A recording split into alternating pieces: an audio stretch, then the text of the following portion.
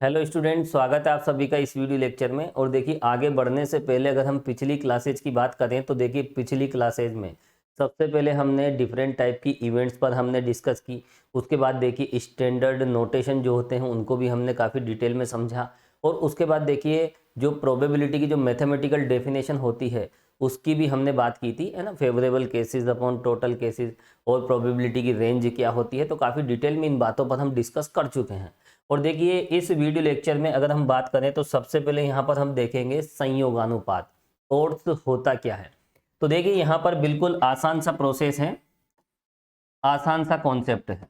कोई भी जब इवेंट होती है तो उसकी प्रोबेबिलिटी को हम इस तरह से डिनोट करते हैं। किसी भी घटना की प्रायिकता को हम पी ए से डिनोट करते हैं, प्रोबेबिलिटी ऑफ ए से। अब जब यह घटना घटित नहीं होती है तो ऐसी कंडीशन में इस घटना की प्रायिकता ए को हम किससे व्यक्त करते हैं, ए बार से।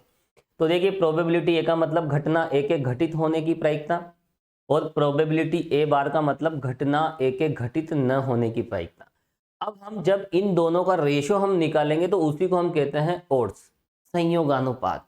तो देखिए, संयोगानुपात का मतलब क्या है, घटना के घटित होने की और उस घटना के घटित न होने की प्रायिकताओं का जो रेशो होता है, जो अनुपात होता है, उसी को हम क्या कहते हैं, ओड्स। तो यहाँ पर देखिए, यही है ओड्स। इन दोनों को हम आपस में डिवाइड करेंगे और इसी को क्या कहते हैं, देखिए, संयोगानुपात।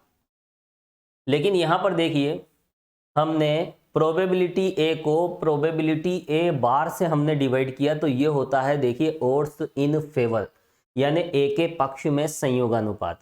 तो यहाँ घटना ए के पक्ष में संयोगानुपात ये होगा। और यदि हम इसका इन्वर्स कर दें, प्रोबेबिलिटी ए बार और प्रोबेबिलिटी ए का अगर हम रेशो निकालें, तो देखिए यहाँ पर ये तो है घटना ए के घटित न होने की प्रायिकता, तो यहाँ पर देखिए जस्ट अगेंस्ट में हो जाएगा। तो यहाँ पर ये जो ओड्स होगा ये होगा ओड्स इन अगेंस्ट, और ये हो जाएगा ओड्स इन फेवर। तो देखिए, घटना के पक्ष में संयोगानुपात क्या होता है, घटना के घटित होने की प्रायिकता और उस घटना की जो घटित न होने की प्रायिकता, दैट इज पी ए बार। तो पी ए और पी ए बार का जो रेशो होता है वो होता है देखिए उस इवेंट के फेवर में ओड्स, और ये होता है देखिए उस इवेंट के अगेंस्ट में ओड्स। तो यहाँ पर देखिए, ये घटना के पक्ष में संयोगानुपात है और ये घटना के विपक्ष में संयोगानुपात है। बिल्कुल आसान सा कॉन्सेप्ट है। घटना के घटित होने की प्रायिकता और उस घटना के घटित न होने की प्रायिकता का जो भी अनुपात है, जो भी रेशो है, उसी को हम क्या कहते हैं, संयोगानुपात। तो देखिए, यहां पर हम इसको लिखेंगे, आप नोट कीजिए। घटना ए के पक्ष में, इसकी बात करेंगे, देखिए घटना ए के पक्ष में संयोगानुपात।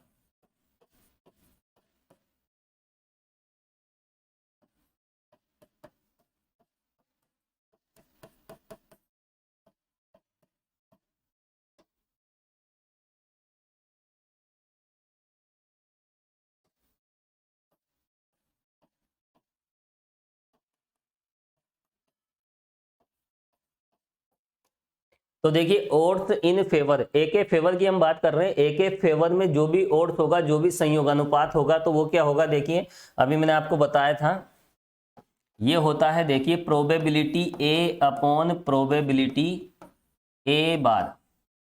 वास्तव में ये सफलता और असफलता का रेशियो होता है, देखिए, है ना। जैसे हम यहाँ पर इवेंट ए की प्रोबेबिलिटी हम पी ए ले रहे हैं, है ना, तो उसकी जस्ट जो अपोजिट होगी, है ना, उसकी जस्ट जो कॉन्ट्राडिक्ट होगी वो क्या हो जाएगी, देखिए प्रोबेबिलिटी ए बार। अब यहाँ पर देखिए, अगर हम विपक्ष की बात करें, अब देखिए यहाँ पर अगर हम बात करें, जैसे कोई टीम मैच खेलती है, गेम खेलती है ना, तो वहां पर उसके जो जीतने की जो जीतने के पक्ष में जो भी संयोगानुपात होगा वो क्या होगा, देखिए जीतने की प्रोबेबिलिटी और हारने की जो प्रोबेबिलिटी होगी उनका रेशो, है ना। तो जीतने हारने की प्रायिकता का जो भी अनुपात होगा, जो भी रेशो होगा, वह जीतने के पक्ष में क्या होगा, संयोगानुपात। तो देखिए, जीतना और हारना, है ना, कोई भी गेम होता है तो जीतने की प्रायिकता हारने की प्रायिकता का जो अनुपात है, तो वह जीतने के पक्ष में क्या हो जाएगा, संयोगानुपात। और देखिए, अगर जीतने के विपक्ष में, तो इसका जस्ट हम उल्टा कर देंगे, यानी हारने की प्रायिकता और यहाँ पर जीतने की प्रायिकता। तो बिल्कुल आसान सा कॉन्सेप्ट है, आप इस बात को ध्यान रखें। जब भी हम अगेंस्ट की बात करेंगे तो ये ऊपर ले लेंगे और प्रोबेबिलिटी ए नीचे ले लेंगे, ठीक है। चलिए, तो देखिए घटना ए के विपक्ष की अब हम बात करेंगे। तो घटना ए के विपक्ष में संयोगानुपात,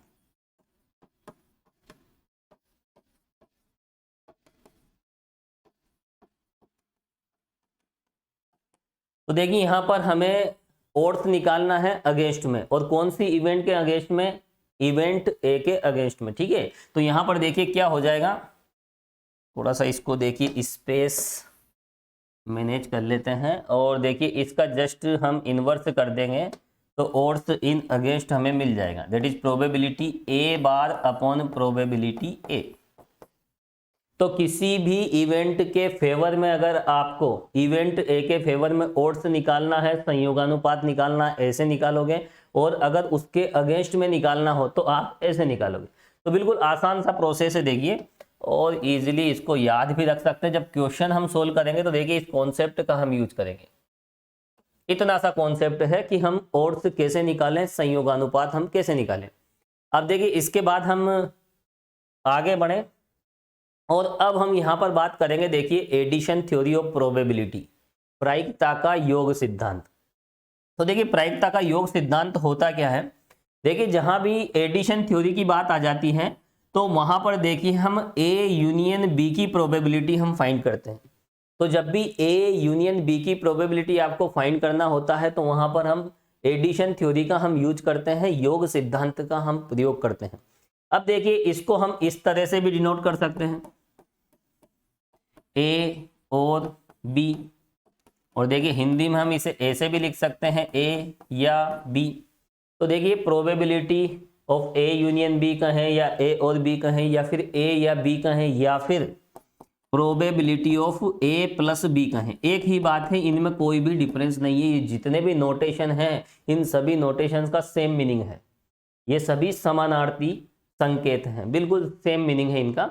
अगर आपको ये निकालना हो या ये निकालना हो तो आप एक ही कॉन्सेप्ट पर फोकस करेंगे, और वो कॉन्सेप्ट क्या है, देखिए एडिशन थ्योरी।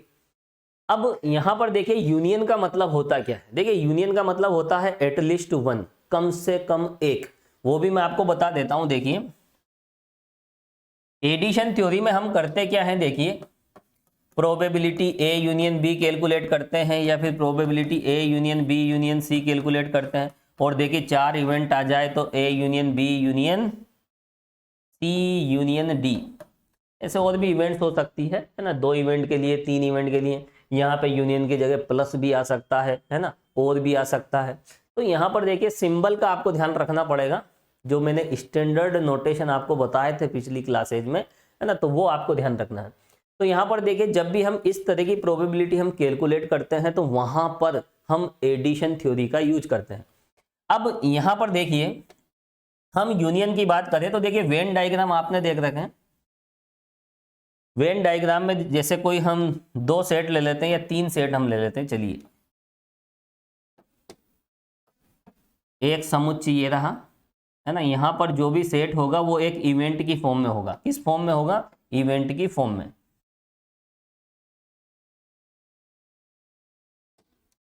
देखिए पहले हम कुछ इवेंट्स यहां पर बना लेते हैं, और यहां पर उसके बाद हम बनाएंगे, देखिए सैंपल स्पेस, प्रतिदर्श समष्टि, ये रही सैंपल स्पेस। तो देखिए यहां पर एडिशन थ्योरी को समझना है तो सबसे पहले हमें यह पता होना चाहिए कि हम एडिशन थ्योरी, योग सिद्धांत का यूज कहां पर करते हैं। क्योंकि कोई भी कॉन्सेप्ट जब हम समझते हैं तो सबसे पहले यह पता होना चाहिए कि उसका यूज कब होता है, कैसे होता है, और कहां पर हम उसका यूज कर सकते हैं। तो देखिए यहाँ पर यूनियन की प्रोबेबिलिटी जब भी निकालना होता है, घटना ए या बी की प्रायिकता आप ज्ञात कीजिए, तो वहां पर देखिए योग सिद्धांत का प्रयोग होगा। अब देखिए जब यूनियन की बात आती है तो यूनियन यहाँ पर देखिए एटलीस्ट वन, यूनियन का मतलब क्या होता है, ये जो भी इवेंट है उनमें से कम एक इवेंट,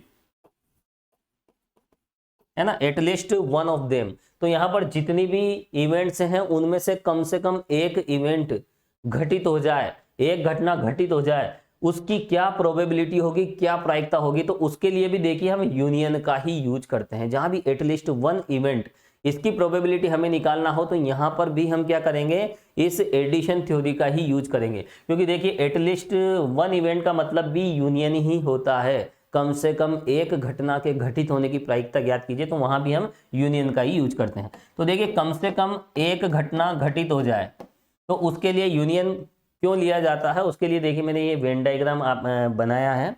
अब इस वेन डायग्राम में देखिए सपोज कीजिए ये इवेंट ए, ये इवेंट बी है और ये इवेंट सी है। अभी आपको कुछ भी नोट नहीं करना, देखो इसको मिटाएंगे और एडिशन थ्योरी को हम काफ़ी सिस्टमेटिक तरीके से हम लिखेंगे। तो फिलहाल हम एक कॉन्सेप्ट समझ रहे हैं, उसे समझें। ये देखिए तीन यहाँ पर हमने इवेंट्स ले ली है, तीन घटनाएं हैं।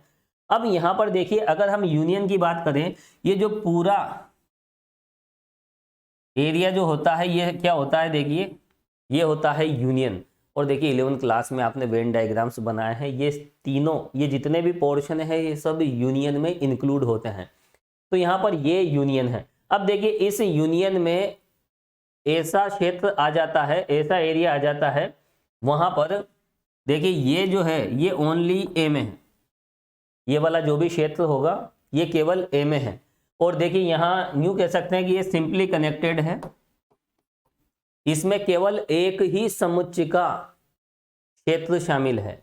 ओनली यहाँ पर देखिए ये वाला जो एरिया है ये केवल ओनली वन सेट, एक ही सेट को कंटेन करता है, उसी के एलिमेंट्स ओनली ए। और ये वाला क्या है देखिए ओनली बी, और ये वाला क्या है केवल ओनली सी। यहाँ पर देखिए कुछ डबली कनेक्टेड एरिया भी है। देखिए ये वाला जो एरिया है, ये वाला जो पोर्शन है ये ए में भी आता है और बी में भी आता है। तो यहाँ पर ये डबली कनेक्टेड है, इस तरह से ये भी डबली कनेक्टेड और ये भी डबली कनेक्टेड। अब देखिए यहाँ पर अगर ये मिडिल पोर्शन की बात करें तो ये देखिए ये ट्रिपली कनेक्टेड एरिया होता है, इसमें तीन समुच्चयों का क्षेत्र शामिल है। ये तीन सेट हैं ए बी सी। यहाँ पर देखिए जो सेट समुच्चय इनको हम इवेंट कहते हैं प्रोबेबिलिटी थ्योरी में। तो यहाँ पर देखिए ये वाला जो पोर्शन है ये तीनों का कॉमन पार्ट है, किसका, तीनों का। तो यहाँ पर देखिए इसको हम कह सकते हैं ट्रिपली कनेक्टेड एरिया। और यहाँ बाहर देखिए किसी भी सेट का एरिया इसमें कनेक्ट नहीं है, ठीक है। ये वाला जो पोर्शन है ये न ए में है, न बी में है, न सी में है। चलिए हम बात कर रहे हैं फिलहाल इसकी। तो यहाँ पर देखिए ये जो क्षेत्र है इसमें देखिए एक समुच्चय का क्षेत्र भी आ गया है। देखिए ए का भी है, ए और बी का भी है, ए और बी और सी का भी है, यानी सिंपली कनेक्टेड, डबली कनेक्टेड और ट्रिपली कनेक्टेड। तो यहाँ पर हम कह सकते हैं ये जो यूनियन है, ये यूनियन ऐसा क्षेत्र होता है जिसमें कम से कम एक इवेंट का क्षेत्र आ जाता है। कम से कम एक घटना का क्षेत्र तो इसमें आएगा ही आएगा। कम से कम एक का मतलब क्या होता है, एक भी हो सकता है, दो भी हो सकता है, तीन भी हो सकता है, तीन से ज्यादा भी हो सकते हैं। एटलीस्ट वन का मतलब क्या है, वन और वन से ज्यादा। तो यहाँ पर देखिए इनमें हम यहाँ पर कौन सी थ्योरी का यूज करेंगे, जब यहाँ पर कम से कम एक की बात आ जाए तो वहां पर भी हम एडिशन थ्योरी का ही यूज करते हैं। तो देखिए हमें ऐसी प्रोबेबिलिटी फाइंड करना है, ऐसी इवेंट की प्रोबेबिलिटी फाइंड करना है ना, कम से कम एक वहां पर घटित हो जाए। तो हम क्या करेंगे, एडिशन थ्योरी का हम यूज करेंगे। तो देखिए एटलीस्ट शब्द जहां आ जाता है, कम से कम एक घटना के घटित होने की प्रायिकता जब भी होती है तो वहां भी हमें इसी का यूज करना है। चलिए अब यहाँ पर ये थ्योरी होती क्या है, एडिशन थ्योरी। देखिए बहुत आसान सी बात है, एक सिंपल सा कॉन्सेप्ट है। पहले हम यहाँ पर एक सिंपल सा देखिए एक वेन डायग्राम हम बनाएंगे। देखिए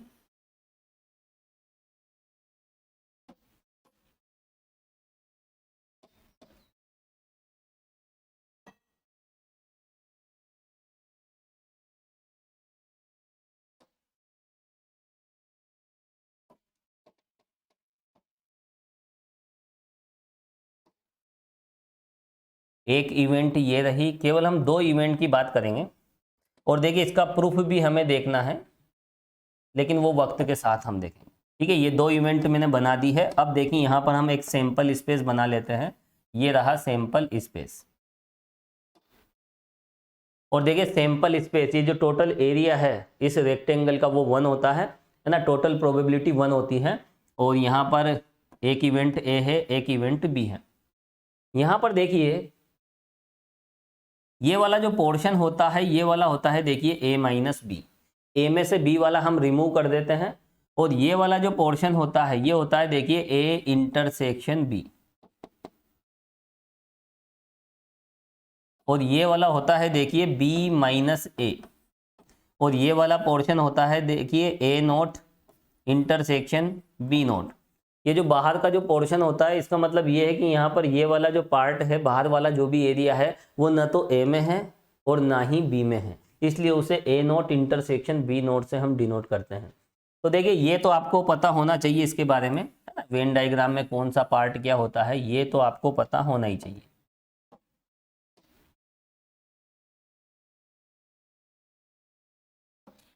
अब देखिए यहाँ पर हम चलते हैं सीधा एडिशन थ्योरी पे, प्रायिकता के योग सिद्धांत पे।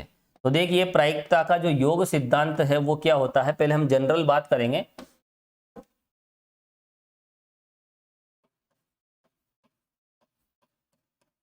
तो देखिए प्रायिकता के योग सिद्धांत के अनुसार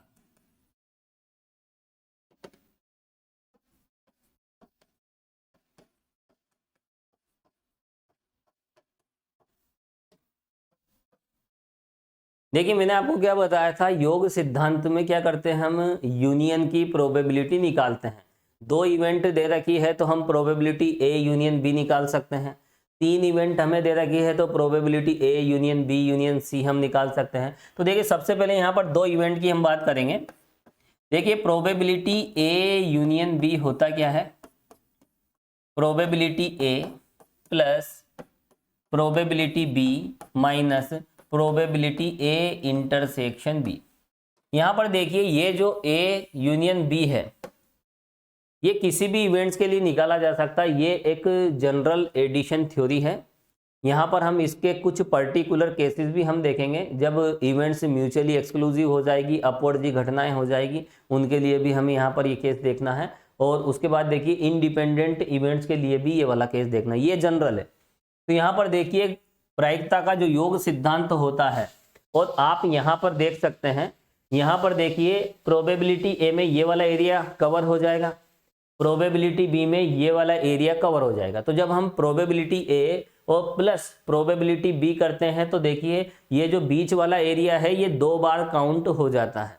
आप देख सकते हैं ये प्रोबेबिलिटी ए, ये प्रोबेबिलिटी बी, तो बीच वाला एरिया यहाँ पर दो बार काउंट हो जाता है। यूनियन में क्या होता है देखिए यहाँ पर हम प्रोबेबिलिटी ए यूनियन बी हम निकाल रहे हैं, तो यहाँ इस रीजन की हमें प्रोबेबिलिटी निकालनी है, ये जो भी एरिया है इसकी प्रोबेबिलिटी हमें निकालनी है, क्योंकि ए यूनियन बी में ये वाला एरिया आता है।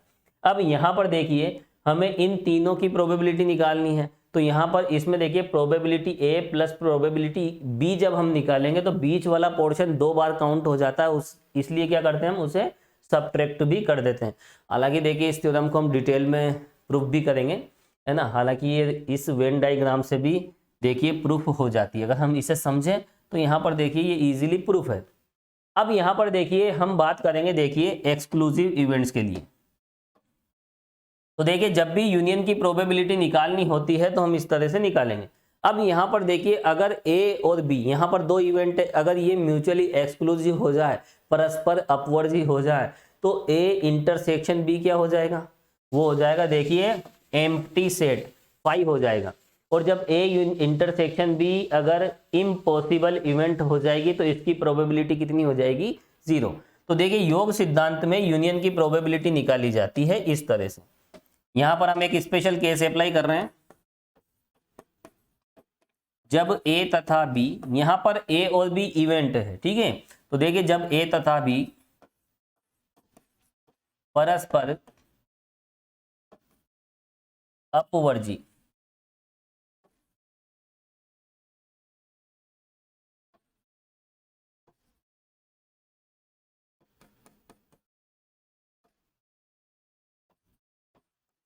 घटनाएं हैं, तो देखिए ए और बी यदि अपवर्जी घटनाएं हैं, एक्सक्लूसिव इवेंट्स हैं, तो उनमें कोई भी कॉमन पार्ट नहीं होगा। तो ए इंटरसेक्शन बी क्या हो जाएगा देखिए 5 हो जाएगा।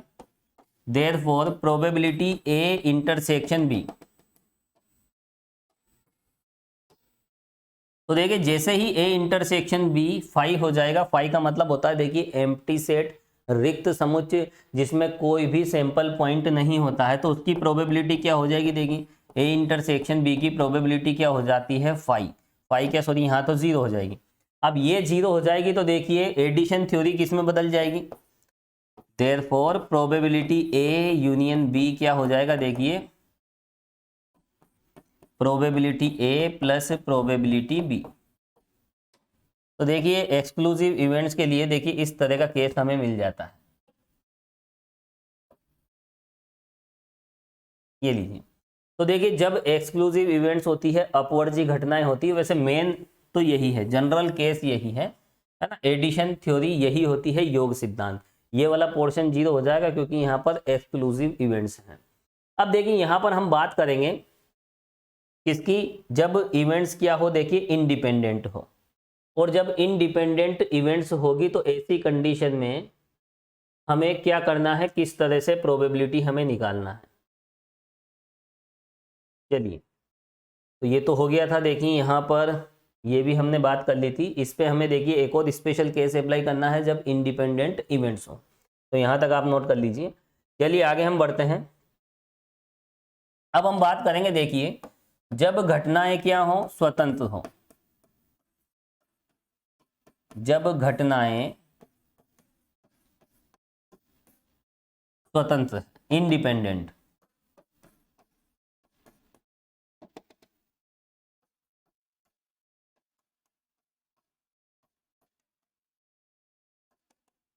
तो देखिए घटनाएं जब स्वतंत्र होती है, जब इंडिपेंडेंट इवेंट्स होती है, तो ऐसी कंडीशन में प्रोबेबिलिटी ए इंटरसेक्शन बी क्या होता है, देखिए probability A into probability B.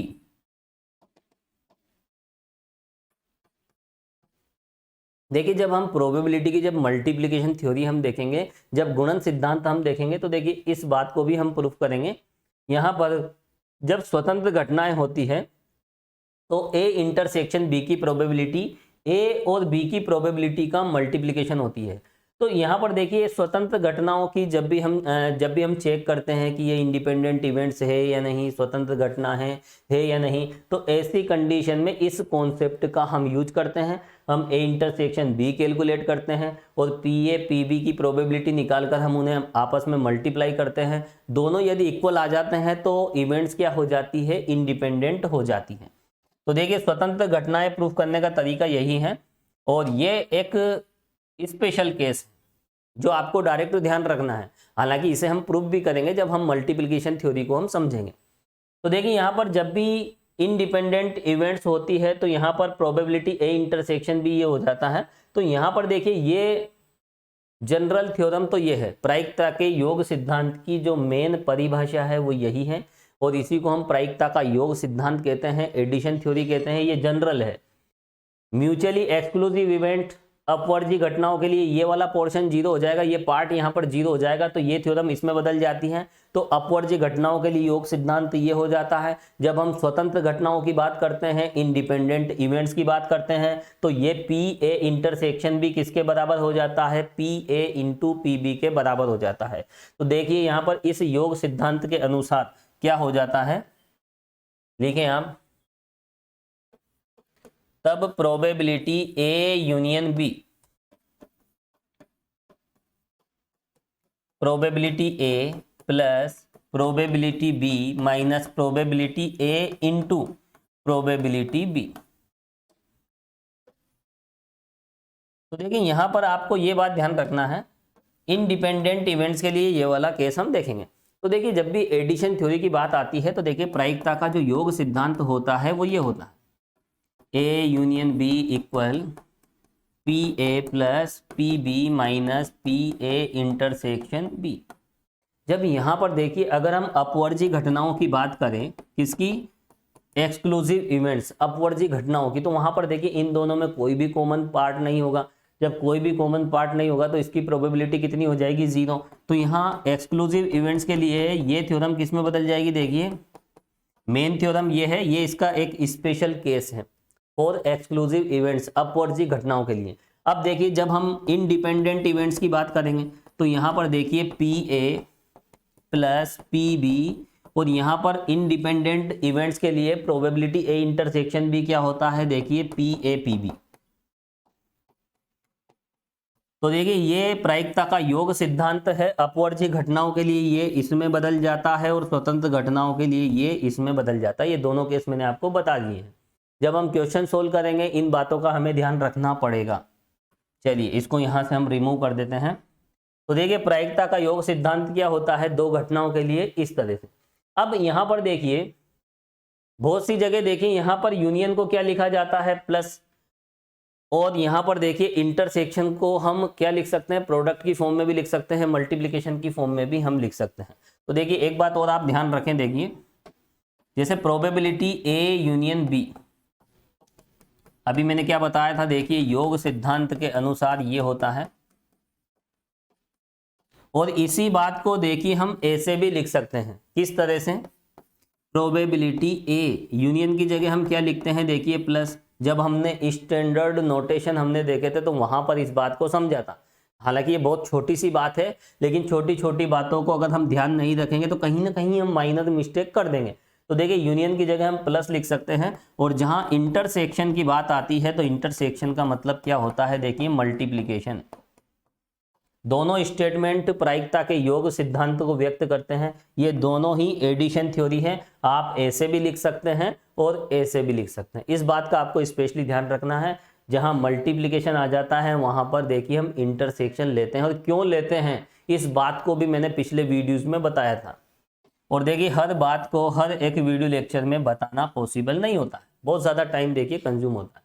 चलिए तो यहाँ पर ये हो गया देखिए प्रायिकता का योग सिद्धांत। अब इसके बाद हम आगे बढ़ेंगे। अब हम बात करेंगे प्रायिकता के गुणन सिद्धांत की। तो देखिए मल्टीप्लिकेशन थ्योरी क्या होती है। अब यहाँ पर देखिए मल्टीप्लिकेशन थ्योरी का कब यूज करते हैं, क्योंकि कोई भी कॉन्सेप्ट हम पढ़ते हैं समझते हैं तो हमें यह पता होना चाहिए कि हम उसका यूज कब करें। अगर आप उसका यूज नहीं कर पाओगे तो उस कॉन्सेप्ट को पढ़ना भी बेकार है, ठीक है। तो यहाँ पर देखिए मैंने आपको क्या बताया था, एडिशन थ्योरी योग सिद्धांत में हम किसकी प्रोबेबिलिटी निकालते हैं, A यूनियन B की प्रोबेबिलिटी हम निकालते हैं।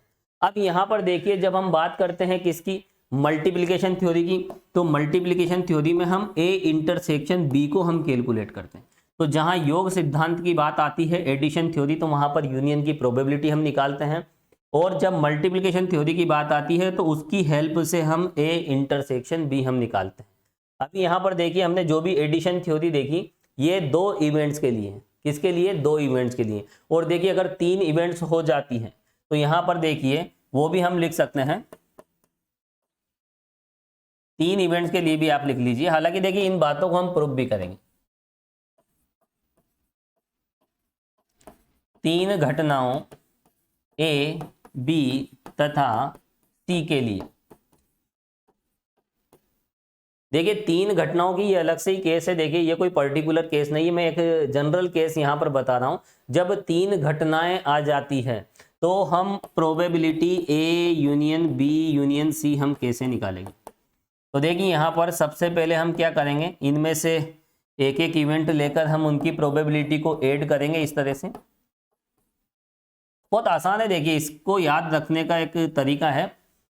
यहाँ पर क्या करेंगे, देखिए तीन इवेंट हैं, सबसे पहले हम एक एक इवेंट लेंगे और उसके तीन केस बनेंगे, तीनों की प्रोबेबिलिटी हम ऐड कर देंगे। अब यहाँ पर देखिए हम कॉम्बिनेशंस लेंगे, हम यहाँ पर दो दो इवेंट्स के कॉम्बिनेशन हम लेंगे और उनका हम इंटरसेक्शन क्या करेंगे, यहाँ पर सब्ट्रैक्ट कर देंगे। देखिए राइट साइड में कहीं यूनियन नहीं मिलेगा, हर जगह आपको इंटरसेक्शन ही मिलेगा। Probability B intersection C minus probability C intersection A। हालांकि ये बात मैंने आपको नहीं बताई थी, इसके बाद जस्ट हम आगे बढ़ेंगे और मल्टीप्लिकेशन थ्योरी की बात करेंगे। तो देखिए तीन घटनाओं के लिए योग सिद्धांत क्या कहता है, योग सिद्धांत से जो भी प्रायिकता का योग सिद्धांत है उसी की हम बात कर रहे हैं, एडिशन थ्योरी ऑफ प्रोबेबिलिटी। वो ये तीन इवेंट के लिए, और ये किसके लिए था, देखिए दो इवेंट के लिए। तो यहाँ पर देखिए सेट थ्योरी समुच्चय सिद्धांत में भी आपने इस तरह का एक रिजल्ट देखा होगा तो यहाँ पर देखिए हमने इनमें से एक एक इवेंट लेकर उसकी प्रोबेबिलिटी को ऐड किया, दो दो इवेंट के इंटरसेक्शन की प्रोबेबिलिटी को सब्ट्रैक्ट किया, अब तीन तीन इवेंट की प्रोबेबिलिटी के इंटरसेक्शन की जो भी होगा उसको हम प्लस करेंगे। तो यहाँ पर देखिए अल्टरनेटली देखिए पहले प्लस किया गया, बाद में दो दो इवेंट के जितने भी कॉम्बिनेशंस मिले उनकी प्रोबेबिलिटीज को सब्ट्रैक्ट किया। अब हम यहाँ पर देखिए तीन तीन इवेंट लेकर उनके कॉम्बिनेशन बनाएंगे और उनकी जो भी प्रोबेबिलिटी होगी उन्हें हम प्लस करेंगे। तो पहले प्लस किया, फिर माइनस किया, फिर प्लस किया, फिर माइनस करेंगे। लेकिन यहाँ पर तो देखिए तीन इवेंट है, एक एक इवेंट ली और उसकी प्रोबेबिलिटी ऐड कर दी, दो दो इवेंट लेकर हम उनकी जो भी इंटरसेक्शन की प्रोबेबिलिटी होगी वो सब्ट्रैक्ट कर रहे हैं। अब देखिए तीन तीन इवेंट की जो प्रोबेबिलिटी है ना, इनका तीन तीन का अगर कॉम्बिनेशन ले तो एक ही केस बनेगा। देखिए ए बी सी, ये लीजिए। और देखिए यहाँ पर अगर चार इवेंट होती, हालांकि देखिए इतना बड़ा क्वेश्चन होता नहीं है, लेकिन अगर हम इसको अगर हम जनरलाइज करें तो जनरलाइज हम किस तरह से करेंगे, देखिए इसको हम व्यापक रूप में हम देखेंगे। तो यहाँ पर देखिए P A, P B, P C और पी डी, एक और मान लीजिए इवेंट क्या है, देखिए हम यहाँ पर ये अगर कैलकुलेट करना चाहें A union B union C union D, तो यहाँ पर P A, P B, P C और पी डी आ जाएगा। और यहाँ पर देखिए दो दो के जितने भी कॉम्बिनेशन बनेंगे वो सब सब्ट्रैक्ट होंगे, तीन तीन के कॉम्बिनेशन प्लस होंगे, चार चार के कॉम्बिनेशन वापस सब्ट्रैक्ट होंगे, फिर पांच पांच के कॉम्बिनेशन प्लस में जाएंगे, है ना, ऐड हो जाएंगे। तो ये सीक्वेंस यहाँ पर चलती है। और यहाँ देखिए चार इवेंट हैं, इनमें से अगर दो दो के कॉम्बिनेशन देखें तो 4C2, तो टोटल कितने केस बनेंगे, 6 केस, है ना। अब यहाँ पर देखिए A intersection B, A intersection C, फिर ए इंटरसेक्शन डी, है ना, फिर उसके बाद देखिए B intersection C, B intersection D और सी इंटरसेक्शन डी, सभी की प्रोबेबिलिटी यहाँ पर सब्ट्रैक्ट होगी। फिर देखिए तीन तीन के कॉम्बिनेशन, अगर इन इवेंट से अगर हम तीन तीन के कॉम्बिनेशन देखें तो 4C3 कितना होता है, देखिए 4 होता है, तो वो 4 केस बनेंगे। अब देखिए तीन तीन का कॉम्बिनेशन देखना है तो हमें चार में से तीन को सेलेक्ट करना है, तो एक को छोड़ दीजिए। तो देखिए B intersection C intersection D की प्रोबेबिलिटी प्लस करेंगे, है ना, तीन तीन का कॉम्बिनेशन प्लस होगा, तो इस तरह से तीन केस प्लस करेंगे। और फिर लास्ट में चारों को अगर हम लें तो उनकी जो भी प्रोबेबिलिटीज होगी उनको हम माइनस कर देंगे। चलिए, तो यहाँ पर देखिए आपको तो केवल ये एक पर्टिकुलर केस ध्यान रखना है ना, 4 3 इवेंट्स, इसको हम जनरलाइज भी कर सकते हैं। तो देखिए ये है एडिशन थ्योरी फॉर 3 इवेंट्स, और ये क्या थी, देखिए addition theory for 2 events A and B. तो ए बी के लिए योग सिद्धांत ये रहा, अगर तीन घटनाएं आ जाती है तो तीन घटनाओं के लिए योग सिद्धांत इस तरह से होता है, हालांकि इसका यूज बहुत कम होता है, ठीक है, आपको ये बातें ध्यान रखनी। अब देखिए हम किसकी बात कर रहे थे, मल्टीप्लिकेशन थ्योरी की। मल्टीप्लिकेशन थ्योरी में देखिए जब भी हम बात करेंगे तो देखिए इसमें हम क्या कैलकुलेट करेंगे, इसका यूज कब करते हैं, जब हमें प्रोबेबिलिटी ए इंटरसेक्शन बी निकालना हो, या probability A intersection B intersection, ये इस तरह की जो भी इवेंट्स है वो हम जब कैलकुलेट करते हैं तो मल्टीप्लिकेशन थ्योरी का हम यूज करते हैं। और देखिए प्रायिकता के गुणन सिद्धांत को मिश्र प्रायिकता सिद्धांत भी कहते हैं, थ्योरम ऑफ कंपाउंड प्रोबेबिलिटी, कोई डिफरेंस नहीं है, एक ही बात है, आप कंपाउंड प्रोबेबिलिटी थ्योरम कहें या फिर मल्टीप्लिकेशन थ्योरी कहें, एक ही बात है, कोई डिफरेंस नहीं है। तो देखिए जब भी इंटरसेक्शन की प्रोबेबिलिटी निकालनी होती है तो हम इस थ्योरी का हम यूज करते हैं। अब देखिए इस कॉन्सेप्ट के अकॉर्डिंग जब हम प्रोबेबिलिटी ए इंटरसेक्शन बी निकालते हैं तो क्या होगा, देखिए प्रायिकता के गुणन सिद्धांत के अनुसार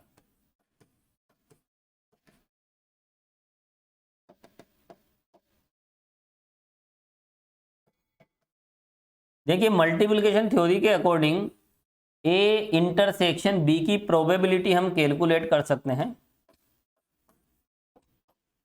यहां पर देखिए ए और बी कोई सी भी दो इवेंट हो सकती है, चाहे वो डिपेंडेंट हो या इनडिपेंडेंट, कोई सी भी दो इवेंट हो सकती है, एक जनरल केस है। यहां पर हम जो भी थ्योरी देखेंगे वो बिल्कुल जनरल देखेंगे। तो देखिए यहां पर होता क्या है, देखिए हम यहाँ पर डिपेंडेंट इवेंट की बात करेंगे, अगर इवेंट अगर डिपेंड है, एक दूसरे पर डिपेंड है तो क्या होगा, है ना, क्योंकि यहाँ पर देखिए डिपेंडेंट इवेंट एक जनरल केस होता है, और जब इनडिपेंडेंट इवेंट होती है तो वहाँ पर उसका केस हम अप्लाई कर देते हैं। तो यहाँ पर देखिए ये कोई सी भी दो इवेंट हो सकती है, और देखिए यहाँ पर सबसे पहले हम क्या निकालते हैं, देखिए क्योंकि यहाँ पर इसका मतलब क्या होता है, देखिए मैंने आपको बताया था इंटरसेक्शन का मतलब होता है और एंड, ठीक है। तो यहाँ पर देखिए जब हम ए की प्रायिकता निकालेंगे और उसके बाद हम बी की निकालेंगे तो देखिए मल्टीप्लाई हम करते हैं ए की प्रायिकता और बी की प्रायिकता।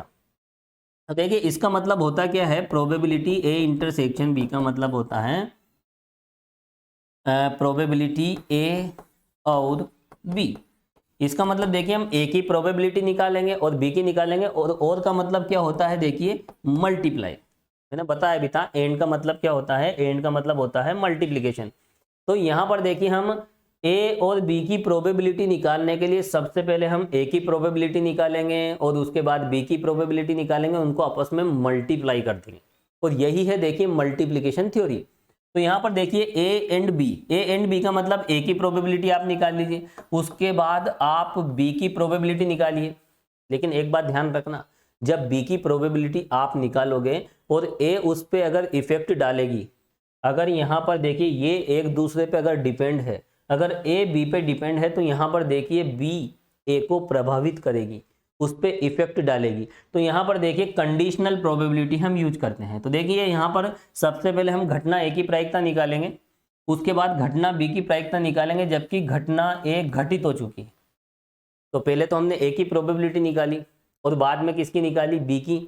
तो यहाँ पर घटना ए पहले घटित हो चुकी है। तो यहाँ पर देखिए जब हम बी की प्रोबेबिलिटी निकालेंगे तो वो घटना ए उस पर प्रभाव डाल सकती है, उस पर इफेक्ट डाल सकती है, इसलिए यहाँ पर घटना ए को ध्यान में रखते हुए हम घटना बी की प्रायिकता हम कैलकुलेट करेंगे। तो यहाँ पर ये बात आपको ध्यान रखनी है, क्योंकि देखिए कोई घटना जब घटित हो जाती है तो वह आने वाली घटना पर प्रभाव डाल सकती है, क्योंकि ये डिपेंडेंट इवेंट्स की हम यहाँ पर बात कर रहे हैं, आश्रित घटनाओं की बात कर रहे हैं। एक घटना जब घटित हो जाती है तो वह घटना आने वाली घटनाओं को प्रभावित कर सकती है, उस पर इफेक्ट डाल सकती है। तो यहाँ पर देखिए हमने ए की प्रोबेबिलिटी निकाल ली और बाद में हम किसकी निकाल रहे हैं, बी की निकाल रहे हैं। तो अपॉन में हम ए लिखते हैं, इसका मतलब क्या होता है, घटना बी की प्रोबेबिलिटी, जबकि घटना ए घटित हो चुकी है। ठीक है, अब अगर यहाँ पर देखिए घटना बी पहले हो जाए, घटना ए बाद में हो जाए, तो हम इसको ए से भी लिख सकते हैं। देखिए इस कॉन्सेप्ट को हम ऐसे भी समझ सकते हैं। देखिए घटना बी की प्रोबेबिलिटी इनटू घटना ए की प्रोबेबिलिटी, जबकि बी घटित हो चुकी, एक ही बात है, कोई भी डिफरेंस नहीं है, है ना। दोनों का जब हम रिजल्ट निकालेंगे तो वो ए इंटरसेक्शन बी के बराबर ही आएगा। तो यहाँ पर देखिए घटना बी पहले घटित हुई, घटना ए बाद में घटित हुई। तो बाद में जब हम ए की प्रोबेबिलिटी हम निकालेंगे तो हम उस बी को भी ध्यान में रखेंगे, कहीं ऐसा ना हो कि घटना बी घटना ए को प्रभावित कर दे। और देखिए अगर इंडिपेंडेंट इवेंट्स होगी और यहाँ पर ए और बी इंडिपेंडेंट होगी तो देखिए ए बाई बी क्या हो जाएगी, फिर हम इस बी को यहाँ से हटा देंगे, है ना। ये जब एक दूसरे पे डिपेंडेंसी होती है तो हम उसे इस तरह से डिनोट करते हैं, यानी हम ए की प्रोबेबिलिटी निकालते हैं और घटना बी यहाँ पर घटित हो जाती है, ए बी पे डिपेंड है तो बी को ध्यान में रखते हुए हम ए की प्रायिकता जब निकालते हैं तो इस तरह से डिनोट करते हैं। सिंपल सी बात है, बी को ध्यान में रखते हुए ए की प्रोबेबिलिटी जब हम निकालते हैं तो उसे हम इस तरह से डिनोट करते हैं। और जब ये दोनों इंडिपेंडेंट हो जाए तो हम बी का ध्यान क्यों रखेंगे, घटना बी घटना ए को प्रभावित नहीं कर सकती क्योंकि वह इंडिपेंडेंट है, स्वतंत्र घटनाएं हैं। तो जब स्वतंत्र घटनाएं हो जाती है तो ऐसी कंडीशन में इसे हम ऐसे लिख सकते हैं। इस बी को ध्यान में रखने की कोई आवश्यकता नहीं है। और देखिए उधर बात करें हम प्रोबेबिलिटी बी बाई ए की, यहाँ कितना है देखिए प्रोबेबिलिटी बी बाई ए। यहाँ अगर ये दोनों स्वतंत्र हैं, इंडिपेंडेंट है, तो यहाँ ये होती है बी की प्रायिकता, जबकि ए को ध्यान में रखा जाता है। जब ए और बी स्वतंत्र घटनाएं हैं तो ए को ध्यान में नहीं रखेंगे, तो ये किसके बराबर हो जाएगी, इसको हटा दीजिए। जब डिपेंडेंसी नहीं है तो अपॉन में ये ए बी लिखने से कोई मतलब नहीं है। इंडिपेंडेंट इवेंट्स के लिए यहाँ पर ये दोनों इस तरह से होती हैं। अब ये दोनों वैल्यूज आप यहाँ पुट कीजिए दोनों जगह, तो देखिए ये क्या होता है probability A into probability B, और ये हो जाता है probability B into probability A. तो देखिए इन सिद्धांतों को आपको समझना है, उसके बाद देखिए हम क्वेश्चन भी सोल्व करेंगे। तो देखिए ये होती है मल्टीप्लिकेशन थ्योरी। ठीक है, तो फिलहाल आप एक पार्ट देख लीजिए, यहाँ पर ज़्यादा परेशान होने की आवश्यकता नहीं है, ये आपको नोट करना है। तो देखिए यहाँ पर probability A into probability B, और वैसे भी देखिए जनरली होती क्या है, ए इंटरसेक्शन बी ये होती है P A into P B. लेकिन यहाँ पर क्या होता है, देखिए घटना बी की जब हम प्रायिकता निकालते हैं तो थोड़ा सा ए का ध्यान में रख लो, बस ए को ध्यान में रख लीजिए, क्योंकि हो सकता है कि यहाँ पर घटना ए घटना बी की प्रायिकता को देखिए यहाँ पर डिस्टर्ब कर दे, उसकी प्रायिकता पे इफेक्ट डाल दे। तो यहाँ पर इस बात को स्पेशली ध्यान रखा जाता है कि घटना ए घटित हो चुकी है, उसकी प्रोबेबिलिटी हम निकाल चुके हैं, बाद में जब हम बी की प्रोबेबिलिटी निकालते हैं तो घटना ए का ध्यान रखते हैं, है ना, घटना ए पे फोकस रखते हैं, कहीं ऐसा ना हो कि वह बी को डिस्टर्ब कर दे, बी की प्रोबेबिलिटी बदल दे, बी पे प्रभाव डाल दे। कैसे हम समझ सकते हैं, तो देखिए ये है प्रायिकता का गुणन सिद्धांत। अब देखिए, अब प्रायिकता का गुणन सिद्धांत हम किसके लिए देखेंगे, 3 घटनाओं के लिए। तो देखिए यहाँ पर 3 घटनाओं की बात करेंगे। देखिए एक और हम ले लेते हैं, क्योंकि मल्टीप्लिकेशन थ्योरी का यूज ही क्या होता है, इंटरसेक्शन की प्रोबेबिलिटी निकालना। तो देखिए सबसे पहले हम किसकी प्रोबेबिलिटी निकालेंगे, और मल्टीप्लिकेशन थ्योरी का मतलब होता है आप प्रोबेबिलिटी निकालते जाएं और मल्टीप्लाई करते जाएं। बिल्कुल आसान सी बात है, मल्टीप्लिकेशन थ्योरी का मतलब क्या है, आप प्रोबेबिलिटी निकालते जाएं और मल्टीप्लिकेशन करते जाएं। ये सबसे आसान भाषा में मैंने आपको बता दिया। तो देखिए सबसे पहले हम ए की प्रोबेबिलिटी हम निकालेंगे, फिर क्या करेंगे, देखिए मल्टीप्लाई करेंगे, फिर हम किसकी प्रोबेबिलिटी निकालेंगे, बी की प्रोबेबिलिटी निकालेंगे। लेकिन यहाँ पर घटना ए घटित हो चुकी है तो उसका हमें ध्यान रखना पड़ेगा। तो देखिए पहले हमने किसकी प्रोबेबिलिटी निकाली, घटना ए की, है ना, घटना ए की प्रायिकता, फिर मल्टीप्लाई किया, फिर घटना बी की प्रायिकता, जबकि घटना ए घटित हो चुकी है। फिर उसके बाद हम किसकी प्रायिकता निकालेंगे, घटना सी की प्रायिकता, जबकि ए और बी दोनों घटित हो चुकी है। तो देखिए ये है प्रोबेबिलिटी ए, ये है प्रोबेबिलिटी बी, जबकि ए घटित हो चुकी है, और ये है प्रोबेबिलिटी ऑफ सी, जबकि ए और बी दोनों यहाँ पर घटित हो चुकी है। तो ये देखिए 3 इवेंट के लिए क्या हो गई, मल्टीप्लिकेशन थ्योरी हो गई।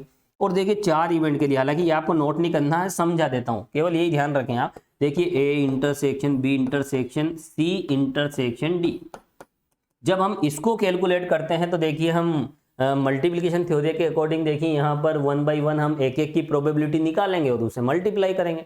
तो देखिए सबसे पहले हम ए की प्रोबेबिलिटी निकाल ली, उसके बाद मल्टीप्लाई किया, फिर हम निकालने चले बी की, जबकि घटना ए घटित हो चुकी है, फिर हम निकाल रहे हैं प्रोबेबिलिटी सी, जबकि घटना ए और बी दोनों घटित हो चुकी हैं। तो अपॉन में क्या लिखेंगे, ए इंटरसेक्शन बी। फिर हम निकालेंगे देखिए प्रोबेबिलिटी डी, जब घटना डी, यानी हम 4th इवेंट, चौथी घटना की हम प्रायिकता जब निकालेंगे तो जो शुरू की 3 घटनाएं हैं वो घटित हो चुकी है, तो यहाँ पर उसका तो हमें ध्यान रखना ही पड़ेगा, A intersection B intersection C. देखिए इस इंटरसेक्शन का मतलब क्या होता है, एंड या फिर और। तो देखिए यहाँ पर बी बाई ए का मतलब क्या है ना, सॉरी ए इंटरसेक्शन बी का मतलब है यहाँ पर ए और B, A intersection B intersection C का मतलब है ए और बी और सी। तो देखिए ये है 4 घटनाओं के लिए देखिए गुणन सिद्धांत। यहाँ पर सबसे पहले हमने ए की प्रायिकता निकाली, उसके बाद हम बी की प्रायिकता निकाल रहे हैं, जब बी की प्रायिकता निकाल रहे हैं तो घटना ए का ध्यान रखेंगे, तो अपॉन में क्या लिखेंगे, इवेंट ए। यहाँ जब हम सी की प्रोबेबिलिटी निकालेंगे तो उससे पहले ए और बी दोनों ही घटित हो चुकी हैं, तो ऐसी कंडीशन में हम ए इंटरसेक्शन बी लिखेंगे, और यहाँ पर देखिए A intersection B intersection C. तो देखिए ये एक सीक्वेंस है, हालांकि ज़्यादा आपको इतनी लंबी इक्वेशन नहीं देखनी, केवल कॉन्सेप्ट पे फोकस करना है। 3 इवेंट्स तक हम देखेंगे। तो देखिए 2 इवेंट के लिए मल्टीप्लिकेशन थ्योरी ये होती है और 3 इवेंट के लिए मल्टीप्लिकेशन थ्योरी ये होती है। अब देखिए यहाँ पर हम एक स्पेशल केस अप्लाई करेंगे, जब घटनाएं स्वतंत्र हैं।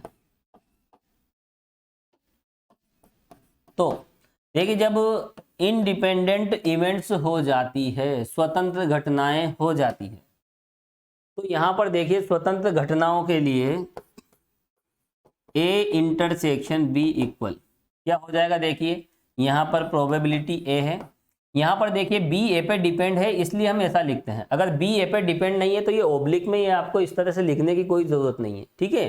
तो ये क्या हो जाएगी, देखिए ये प्रोबेबिलिटी बी हो जाएगी। इसका मतलब यहाँ पर ए का ध्यान में रखते हुए बी की प्रोबेबिलिटी निकालना है, और इसका मतलब ये है कि आप यहाँ पर सीधे सीधे प्रोबेबिलिटी ऑफ बी निकाल लें, ए को ध्यान में रखने की कोई आवश्यकता नहीं है। तो यहाँ पर देखिए इन दोनों में क्या डिफरेंस है, देखिए पिछले वीडियो लेक्चर में मैं काफ़ी डिटेल में आपको समझा चुका हूँ। अब यहाँ पर देखिए 3 इवेंट्स की हम बात करेंगे, probability A intersection B intersection C. तो यहाँ पर देखिए इसको हम किस तरह से लिखेंगे, देखिए पी ए, और यहाँ पर देखिए ओब्लिक वाले जितने भी हैं अपॉन वाले ये सब हटा दीजिए आप, क्योंकि ये सब डिपेंडेंट वेरिएबल के लिए है। जब घटना डिपेंडेंट वेरिएबल नहीं, सॉरी डिपेंडेंट इवेंट्स है यहाँ पर, और ये जितनी भी इवेंट्स हैं जब ये इंडिपेंडेंट होगी तो यहाँ पर देखिए इसका कोई प्रभाव नहीं पड़ेगा, है ना। सीधा आप क्या लिख सकते हैं, प्रोबेबिलिटी बी प्रोबेबिलिटी सी।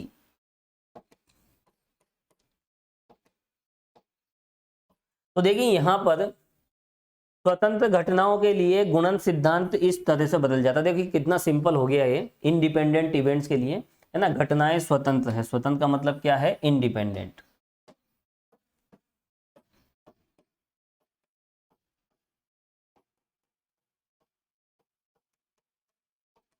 तो स्वतंत्र घटनाओं की जब भी बात होती है तो स्वतंत्र घटनाओं के इंटरसेक्शन की जो प्रोबेबिलिटी होती है उन सभी इवेंट्स की प्रोबेबिलिटी के मल्टीप्लिकेशन के बराबर होती है। तो स्वतंत्र घटनाओं के इंटरसेक्शन की प्रायिकता उन समस्त घटनाओं की प्रायिकताओं के गुणनफल के बराबर होती।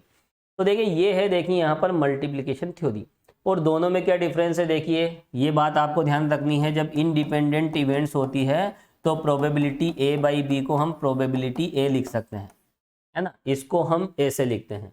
और यहाँ पर देखिए दोनों में एक माइनर सा डिफरेंस है जो मैं कई बार आपको बता चुका हूँ, और पिछले वीडियो लेक्चर में काफ़ी हमने डिटेल में इस पर डिस्कस की है। तो देखिए स्टूडेंट्स, यहाँ पर आज की इस क्लास में हमने एडिशन थ्योरी देखी, मल्टीप्लिकेशन थ्योरी देखी, और उसके बाद हमने संयोगानुपात पे हमने डिस्कस की थी ओड्स क्या होता है। और यहाँ पर देखिए जो एडिशन थ्योरी थी, एक्सक्लूसिव इवेंट्स अपवर्डजी घटनाओं के लिए क्या होती है, स्वतंत्र घटनाओं के लिए क्या होती है, काफ़ी डिटेल में हम डिस्कस कर चुके हैं। अब देखिए इसके बाद यहाँ पर हम बात करेंगे, देखिए दी गई घटनाएं जब इंडिपेंडेंट होती है, स्वतंत्र होती है, तो उनमें कम से कम एक घटना के घटित होने की प्रायिकता हम कैसे निकालें। तो देखिए यहाँ पर लास्ट जो टारगेट है इस वीडियो लेक्चर का वो है, देखिए यहाँ पर probability of at least one of the independent event. दी गई स्वतंत्र घटनाओं में से कम एक घटना के घटित होने की प्रायिकता हमें निकालनी है। तो देखिए हालांकि इन सब बातों को हमें प्रूव भी करना है नेक्स्ट क्लास में, तो चलिए यहाँ पर लिखें, लिखिए यदि A1 A2 और AN क्या है, इंडिपेंडेंट इवेंट्स हैं, स्वतंत्र घटनाएं हैं, तो इन घटनाओं में से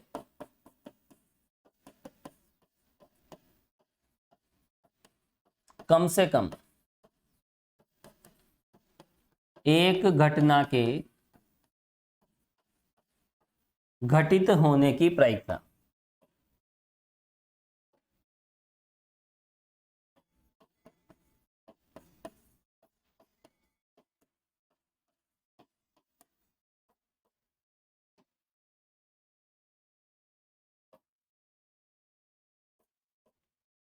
तो यहां पर देखिए कम से कम एक घटना की प्रायिकता हमें निकालनी है ना, probability of at least one of the event. तो यहाँ पर जितने भी इवेंट्स हमें दे रखी है उसमें कम से कम एक घटना घटित हो जाए, ऐसी प्रोबेबिलिटी हमें निकालनी है। तो देखिए ऐसी प्रोबेबिलिटी हम इस तरह से निकालते हैं, 1 माइनस प्रोबेबिलिटी, ये जितनी भी इवेंट्स हैं उनका हम देखिए इस तरह की है ना, उसकी जस्ट अपोजिट प्रोबेबिलिटी हम ले लेंगे, कन्वर्स प्रोबेबिलिटी A1 बार A2 बार, और आगे हम चलें तो देखिए प्रोबेबिलिटी A3 बार।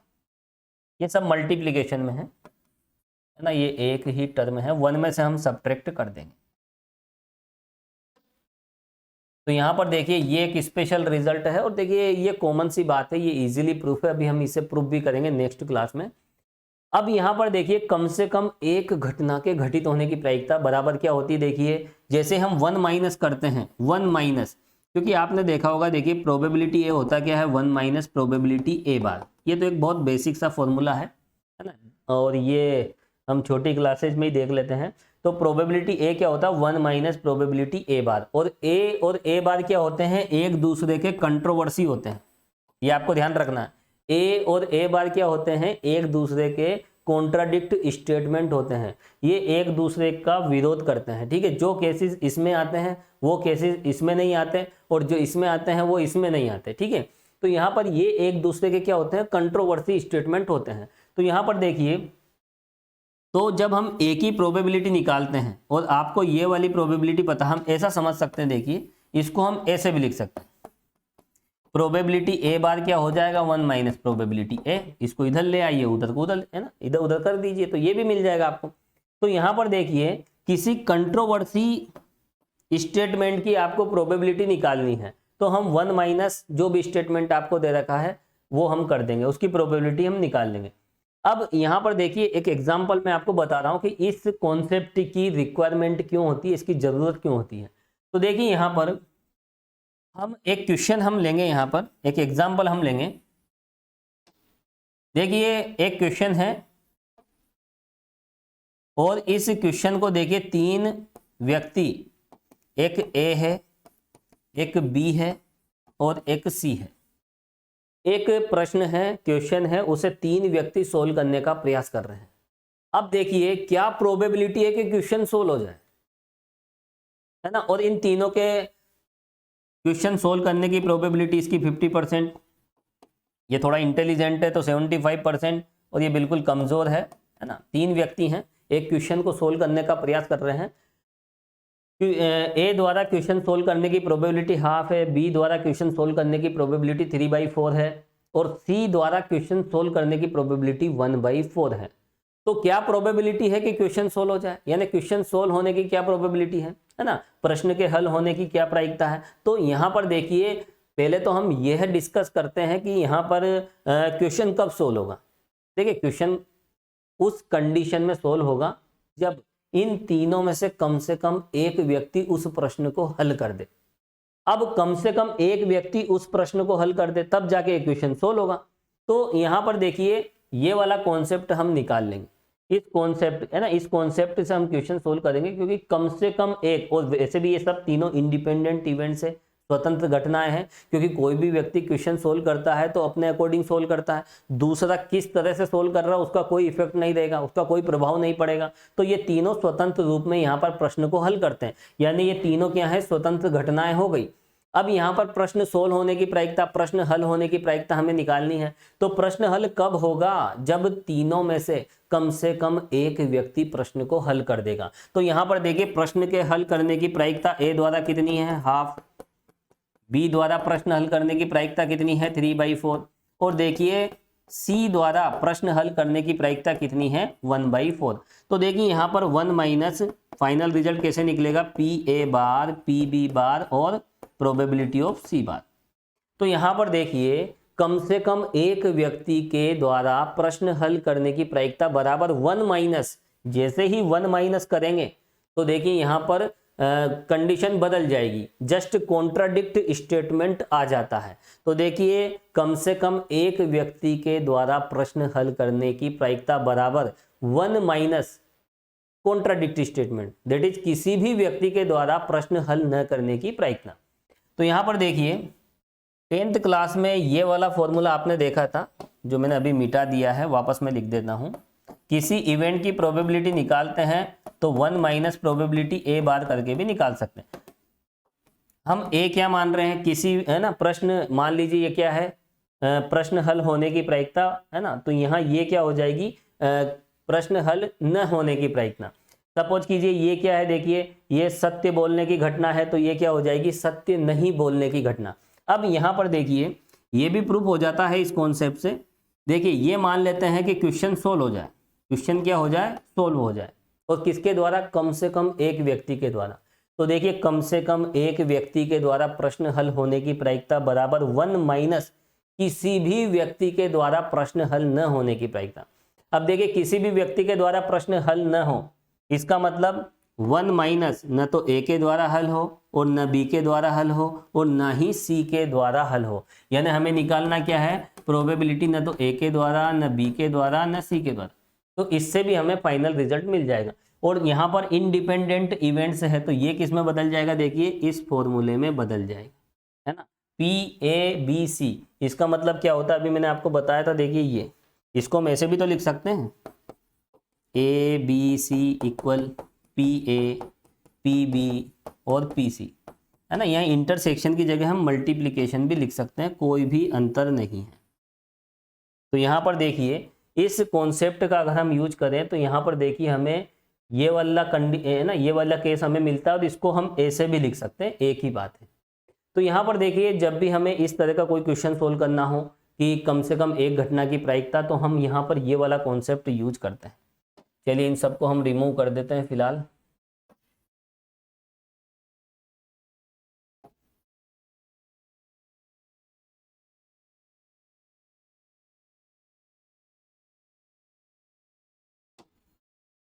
तो यहाँ पर देखिए ये देखिए इस कॉन्सेप्ट से देखिए ये प्रूफ हो जाता है प्रोबेबिलिटी A इक्वल क्या होता है। हालांकि हम इसको देखिए मैथमेटिकली कायदे से हम प्रूफ करेंगे वक्त के साथ नेक्स्ट वीडियो लेक्चर में। देखिए यहाँ पर ये जो स्टेटमेंट है ये बहुत इंपॉर्टेंट स्टेटमेंट है। जब भी हम प्रोबेबिलिटी A कैलकुलेट करने में देखिए यहाँ ज़्यादा समय लगता है। देखिए प्रोबेबिलिटी A में अगर दिक्कत आती है तो हम उसको यहाँ पर इस तरह से भी सोल्व कर सकते हैं, दोनों का रिजल्ट तो सेम होता है। और यहाँ पर A और A बार दोनों क्या होते हैं, एक दूसरे के कंट्रोवर्सी स्टेटमेंट होते हैं। A मान लीजिए यहाँ पर कम से कम एक घटना के घटित होने की प्रायिकता, कम से कम एक घटना तो घटित हो जाए। A का मतलब क्या है, देखिए मान लेते हैं कम से कम एक। तो यहाँ पर देखिए कम से कम एक घटना के घटित होने की प्रायिकता बराबर 1 माइनस, अब इसका कंट्रोवर्सी तो हमें देखना पड़ेगा। A बार क्या है यहाँ पर, इसका अगर हम कंट्रोवर्सी स्टेटमेंट देखें तो किसी भी घटना के घटित न होना, ठीक है, कोई भी घटना का घटित न होना, क्योंकि कम से कम एक घटना घटित हो जाए, इसका कंट्रोवर्सी क्या होगा, देखिए कोई भी घटना घटित न होना।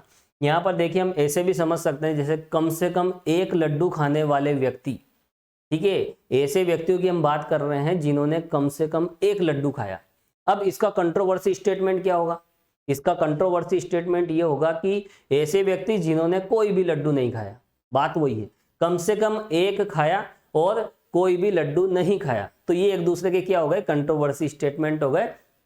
ऐसे स्टेटमेंट्स की प्रोबेबिलिटी का सम, प्रायिकताओं का योग हमेशा 1 होता है। तो वही वाली बात है यहाँ पर, कम से कम एक घटना के घटित होने की प्रायिकता बराबर 1 माइनस किसी भी घटना के घटित न होने की प्रायिकता। और यहाँ पर ये देखिए किसी भी घटना के घटित न होने की प्रायिकता हम क्या निकाल रहे हैं, कम से कम एक घटना के घटित होने की प्रायिकता बराबर 1 माइनस, और इसी का कंट्रोवर्सी स्टेटमेंट ये है, किसी भी घटना के घटित न होने की प्रायिकता। न तो घटना A1 घटित होगी, A1 बार का मतलब क्या है यहाँ पर, घटना A1 का घटित न होना। तो देखिए ये यहाँ पर देखिए इस स्टेटमेंट से अगर हम देखें तो ये प्रूफ हो जाता है, डायरेक्ट प्रूफ होता है। चलिए वक्त के साथ इसे हम मैथमेटिकली भी हम प्रूफ करेंगे। तो देखिए स्टूडेंट्स, आज की अगर हम क्लास की बात करें तो देखिए यहाँ पर आज की इस क्लास में सबसे पहले हमने बात की थी यहाँ पर संयोगानुपात की, ओड्स की, फेवर में और अगेंस्ट में। पक्ष में संयोगानुपात वो होता है और ए के विपक्ष में ये होता है। उसके बाद देखिए यहाँ पर हमने एडिशन थ्योरी की बात की थी, प्रायिकता के योग सिद्धांत की हमने बात की थी। प्रायिकता का योग सिद्धांत ये होता है, अपवर्जी घटनाओं के लिए ए इंटरसेक्शन बी फाई होता है, कोई भी कॉमन पॉइंट नहीं होगा तो ये 0 हो जाएगा, तो योग सिद्धांत इस तरह से हो जाएगा। और स्वतंत्र घटनाओं के लिए यहाँ पर देखिए ए इंटरसेक्शन बी की प्रायिकता पी ए पी बी के बराबर होती है, तो योग सिद्धांत के अनुसार ऐसा हो जाता है। 3 घटनाओं के लिए अगर हम योग सिद्धांत की बात करें तो हम ये कॉन्सेप्ट यूज करते हैं। उसके बाद देखिए हमने बात की थी देखिए प्रायिकता के गुणन सिद्धांत की। तो यहाँ पर प्रायिकता के गुणन सिद्धांत के अनुसार ये बात आपको ध्यान रखनी है, घटना ए की प्रायिकता निकाल ली, फिर घटना बी की प्रायिकता निकाल ली, दोनों को आपस में मल्टीप्लाई कर दिया। घटना बी की प्रायिकता निकालते समय हम घटना ए को ध्यान में रखते हैं और उस बात को हम इस तरह से डिनोट करते हैं। उसके बाद देखिए अगर 3 घटनाएं आ जाए तो घटना ए की प्रायिकता निकाल लें, फिर मल्टीप्लाई कर दीजिए, फिर घटना बी की निकाल लीजिए, जबकि ए को ध्यान में रखा जाता है। और फिर यहाँ कंडीशनल प्रोबेबिलिटी है ये, और यहाँ पर देखिए हम घटना सी की प्रायिकता निकालते हैं जबकि ए और बी दोनों घटित हो चुकी है। और जब ये स्वतंत्र घटनाएं होती है तो ये ओब्लिक में जितनी भी इवेंट्स है वो हम हटा देते हैं, क्योंकि जब एक घटना दूसरी घटना पर प्रभाव नहीं डालेगी, स्वतंत्र घटनाएं होगी, तो ऐसी कंडीशन में ये ओब्लिक में लिखने से कोई मतलब नहीं है, आप सीधे सीधे इस तरह से लिख सकते हो। तो देखिए इन सब बातों पर हमने डिस्कस की है। और उसके बाद देखिए यहाँ पर कम से कम एक घटना के घटित होने की प्रायिकता ज्ञात कीजिए। है ना, इस तरह का कोई क्वेश्चन आता है तो हम ये वाला कॉन्सेप्ट यूज कर सकते हैं। यहाँ पर A1 A2 ये देखिए यहाँ AN है, क्या है AN, टोटल N इवेंट्स हमने ली थी, तो यहाँ आप ये लिख लीजिए, ठीक है। तो देखिए इस तरह से यहाँ पर जब भी इन दी गई घटनाओं में से कम एक घटना के घटित होने की प्रायिकता अगर आपको ज्ञात करना हो तो आप सीधे सीधे ये निकाल सकते हो। और वास्तव में ये A1 union A2 union AN है ना, अप टू AN इन्हीं की प्रोबेबिलिटी है, क्योंकि मैंने आपको बताया था, देखिए A1 यूनियन A2 और यूनियन AN, अगर ये निकालना हो तो भी हम ये निकालेंगे, क्योंकि यूनियन का मतलब क्या होता है, कम से कम एक घटना। A1 यूनियन A2 इन, इसका मतलब भी क्या होता है, एटलीस्ट वन इवेंट, इनमें से कम एक घटना के घटित होने की प्रायिकता, तो इसकी वैल्यू भी इसके इक्वल होती है। तो देखिए यहाँ पर ये छोटी छोटी बातें आपको ध्यान रखनी है। जब क्वेश्चन सोल्व करेंगे तो देखिए इन कॉन्सेप्ट को हम काफी डिटेल में बार बार हम इन कॉन्सेप्ट का यूज करेंगे। तो देखिए स्टूडेंट्स, यहाँ पर हमने 3 इंपॉर्टेंट रूल हमने देखे, जिसमें एडिशन थ्योरी, मल्टीप्लिकेशन थ्योरी, और उसके अलावा यहाँ पर देखिए ये कम से कम एक घटना वाला जो भी कॉन्सेप्ट है ये भी हमने यहाँ पर देखा है। अब देखिए नेक्स्ट वीडियो लेक्चर में हम इन तीनों को प्रूफ करेंगे। एक तो हमें ये प्रूफ करना है, और एक मल्टीप्लिकेशन थ्योरी प्रूफ करनी है, और एक ये जो एडिशन थ्योरी है इसे भी हमें प्रूफ करना है। क्योंकि देखिए यूनिवर्सिटी एग्जाम में सीधे सीधे इनके प्रूफ पूछ लिए जाते हैं, सीधे आ जाते हैं, ठीक है। और यहाँ पर देखिए कोटा यूनिवर्सिटी की बात करें तो उसमें देखिए सेक्शन बी में कई बार देखिए ये क्वेश्चन आए हुए हैं, और सीधे सीधे ये क्वेश्चन देखिए पूछ लिए जाते हैं कि जो भी एडिशन थ्योरी है उसको आप प्रूफ कीजिए, है ना। तो जो भी स्टेटमेंट है वो हम कल देखेंगे, है ना। और वैसे स्टेटमेंट तो आज देख लिया है, लेकिन किस तरह से देखिए क्वेश्चन बनते हैं, इनका प्रूफ किस तरह से होता है, मैथमेटिकली हम इसे किस तरह से प्रूफ करते हैं, इन सब बातों पर देखिए नेक्स्ट वीडियो लेक्चर में हम डिस्कस करेंगे। तो देखिए आज के इस वीडियो लेक्चर में फिलहाल इतना ही। Thank you.